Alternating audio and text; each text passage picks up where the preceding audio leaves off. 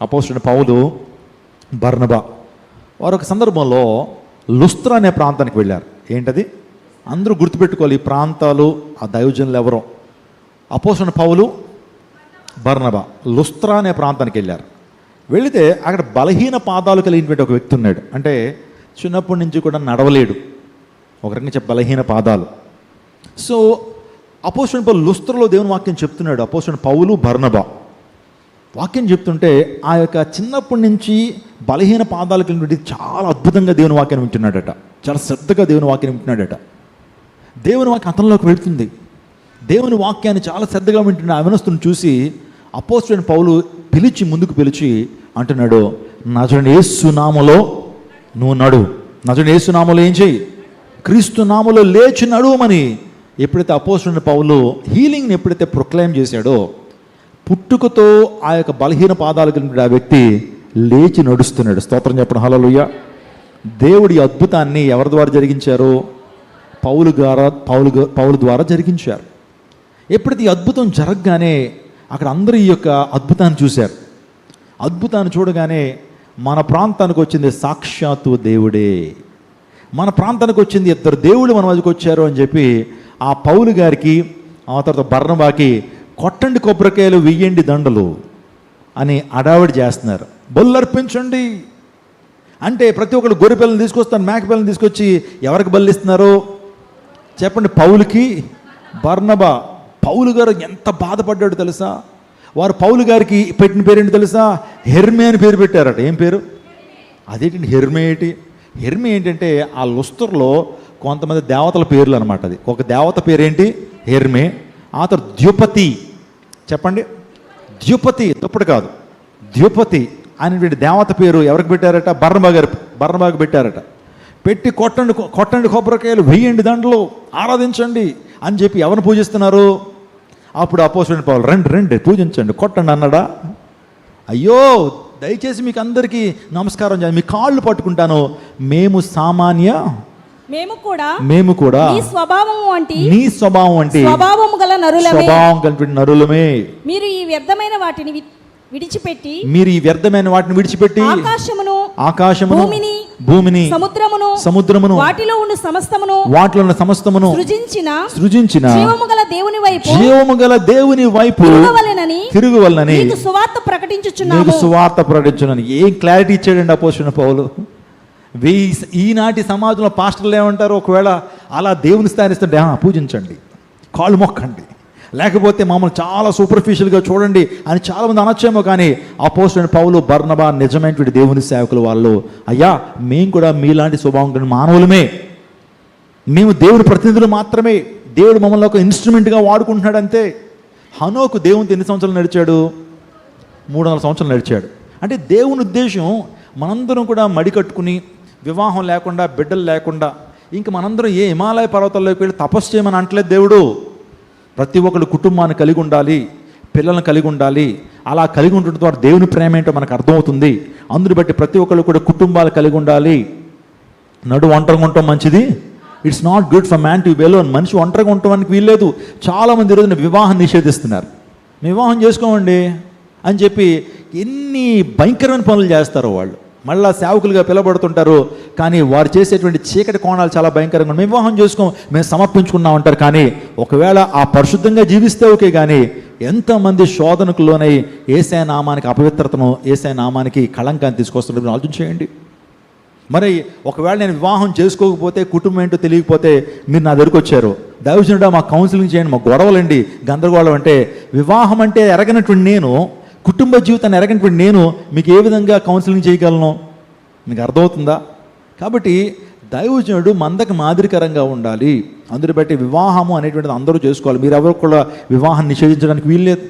చాలామంది మేము ఎలా ఉంటాం? వివాహం చేసుకోకుండా ఏం చేస్తాం? సహజీవనం చేస్తాం. నో, ఇది it's a terrible in the God side. అది దేవుని దృష్టిలో ఏంటి? పాపం అని దేవుని లేఖనం సెలవిస్తూ ఉంది. ఆలోచించేయండి. ఆడ అపోస్తలుడైన పౌలు కూడా చెప్పాడు ఏంటో తెలుసా? మేము కూడా సామాన్యటువంటి మానవులమే అని. దేవునికి రావాల్సిన మహిమ మేము తీసుకోమన్నాడు. ఈరోజున ఆరాధన దేవునికే చెల్లునుగాక. ఏ మనుషుడు దేవుని యొక్క మహిమను దొంగిలించడానికి వీల్లేదు. దేవునికే సమస్త మహిమ, ఘనత, ప్రభావాలు కలుగునుగాక. పౌలు బతిమలాడాడండి, మేము కూడా మీలాంటి వారమే, ఆరాధనకు యోగ్యుడు, స్తుతులకు పాత్రుడు, సర్వశక్తుడైన యేసుక్రీస్తు ప్రభువారు మాత్రమే. హల్లెలూయా. చాలామంది దేవుళ్ళకి ఈరోజు ఆరాధించబడుతున్నారు, దేవుళ్ళుగా పొగడబడుతున్నారు. ఆ దేవుని దృష్టిలో చెప్పండి అది ఘోరమైనటువంటి పాపం అనే విషయాన్ని జ్ఞాపకం చేస్తున్నాను. బలులు అర్పించడం ప్రారంభించారట వాళ్ళు. ఎక్కడ లొస్తలో ఉండే ప్రజలు. అపోస్తలుడైన పౌలు వారిని గద్దించాడు, వారించాడు, బతిమలాడాడు. ఆ మహిమ దేవునికే వెళ్ళాలి. స్తోత్రం చెప్పండి. దేవుని సేవకులను దేవుడు బలంగా వాడుకోవచ్చు, దేవుని సేవకులను బలంగా దేవాదేవుడు వాడుకోవచ్చు. కానీ ఆరాధనీయుడు, ఆరాధనకు పాత్రుడు మన ప్రభువైన యేసుక్రీస్తు ప్రభువారు మాత్రమే. గట్టిగా చప్పలు కొడుతూ దేవుని మహిమపరచండి.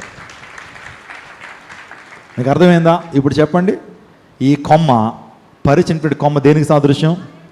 ఆరాధనకు. ఆరాధన ద్వారా దీని జీవితంలో గొప్ప కార్యాలు, స్తుతి ద్వారా ఎరుకో ప్రాకారాలు ఏం చేయబడ్డాయి? కూలగొట్టబడి. స్తుతి ద్వారా యోబు 200 దీవెన పొందుకున్నాడు.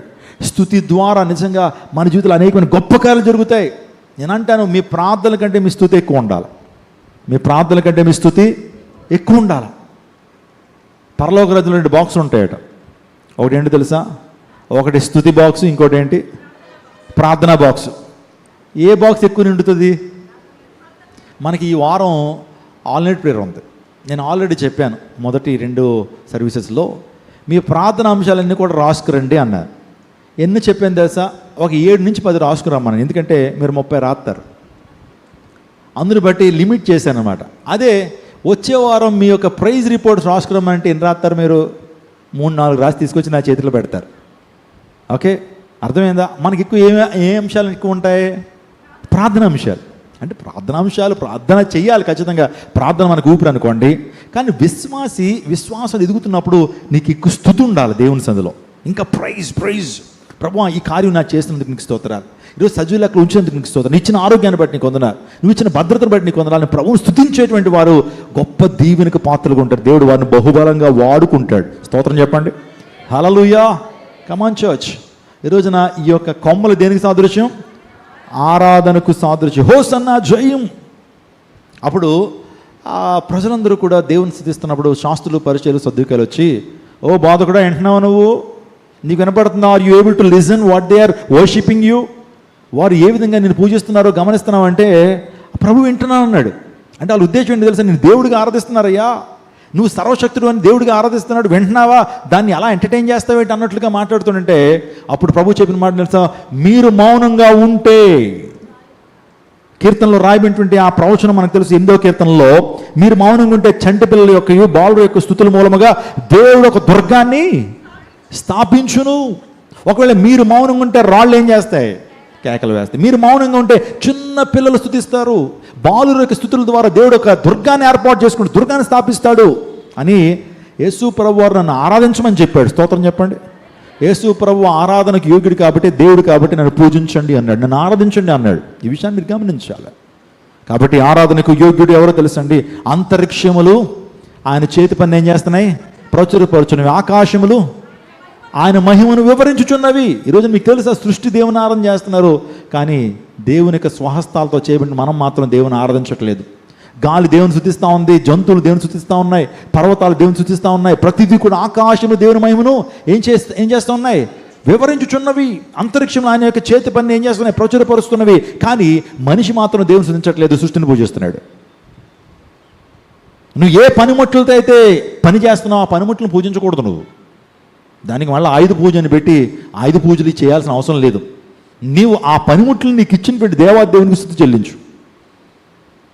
నీకు నీళ్ళు ఇచ్చినటువంటి దేవుని ఆరాధించు, అగ్ని ఇచ్చినటువంటి దేవుని ఆరాధించు, ఆకాశం ఇచ్చిన దేవుని ఆరాధించు, ప్రకృతిని ఇచ్చిన దేవుని ఆరాధించు. కానీ ప్రకృతిని పూజించొద్దు, ప్రకృతిని గౌరవించు, ప్రకృతిని సరిగ్గా చూసుకో. దేవుడు నీకు ఇచ్చిన నదులనేమో సరిగ్గా నువ్వు ఏం చేయు? నదుల్ని ఏం కలుపుతూ ఉంటావు నువ్వు? మొన్నెవరో సుమారుగా 1400 లీటర్లో 14,000 లీటర్ల పాలు తీసుకెళ్ళి ఎందులో పోతున్నాడు చెప్పండి? నదుల్లో పోతున్నాడు. పాలు నదుల్లో పోతే ఏమవుతుందండి? పాపం పేదవారికి తీసుకెళ్ళి ఆ 14,000 లీటర్లు ఇస్తే వాళ్ళ ఆకలి తీరుతుంది, వాళ్ళకి మంచి పౌష్టికాహారంగా ఉంటుంది. మనుషులకి ఇవ్వడట, దేనికి పోతాడట? అలా పోయటం ద్వారా ఏం జరుగుతుంది తెలుసండి? నీటి ఉన్న ఆక్సిజన్ పోతుందండి. పాలు గనక నదిలో కలిపితే ఏమవుతుందంటే ఆ కెమికల్ రియాక్షన్ జరిగి ఆ నీళ్ళను ఆక్సిజన్ పోతుంది. చాలామందికి ప్రాణాపాయం జరగచ్చు, అది బాగా కంటామినేట్ అయిపోద్ది. మీ రోజున వారణాసి ప్రాంతానికి వెళ్తే ఆ నదులు ఎలా తెలుసండి? రీసెంట్గా ఒక నేషనల్ జియోగ్రాఫిక్ ఛానల్లో ఒక గొప్ప రీసెర్చరు అన్ని నదుల మీద రీసెర్చ్ చేస్తే ఈ యొక్క భయంకరమైనటువంటి వారణాసిలో ఉన్నటువంటి ఆ నదుల్లోనట మనుషుల యొక్క డిస్క్రీట్ మనుషుల యొక్క మలమూత్రాలు ఎక్కువ ఉన్నట్లుగా, అతని శవాల నుంచి వచ్చేటువంటి ఆ బ్యాక్టీరియా ఎక్కువ ఉన్నట్లుగా, అది ఒకవేళ మనిషి త్రాగితే, ఆ నీళ్లు త్రాగితే నిజంగా మనిషి చాలా ఆరోగ్యం, కలరా, ఇంకా చెప్పాలంటే భయంకరమైన వ్యాధులు వచ్చేస్తాయట. ఆ నీటిలో స్నానం చేసినా సరే మనుషులన్నిటి కూడా ఏమొస్తాయట, భయంకర జబ్బులు వచ్చేస్తాయట, ఎలర్జీలు బయలుదేరతాయట, చాలా చర్మ సంబంధమైన క్యాన్సర్లు వస్తాయని చెప్పి రీసెర్చ్ ఇచ్చాడు. మన భారతదేశం నదులను దేవుడిగా ఆరాధిస్తున్నారు.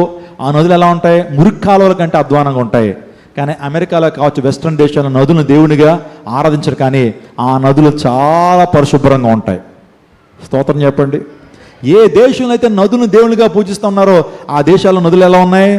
మురికి కాలువల కంటే అధ్వానంగా ఉన్నాయి. ఒక్కసారి మీరు ఆ యొక్క గ్యాంగస్ రివర్, ఒకసారి గంగా నదిని కానీ వారణాసిలో ఉంటుంది ఆ నదులను ఒకసారి చూపించండి. ఒకసారి అక్కడే శవాలను కాలుస్తారు, సరిగ్గా కాలకపోతే ఆ నదుల్లోకి వాటిని గింటేస్తారు.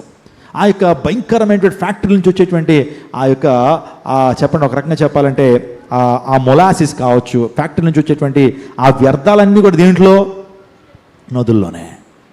అటువంటి నదుల్ని పూజిస్తున్నారు చాలామంది. ఈ రోజున నిజ దేవుని ఆరాధించడం అనేది మన జీవితంలో గొప్ప ఆశీర్వాదం.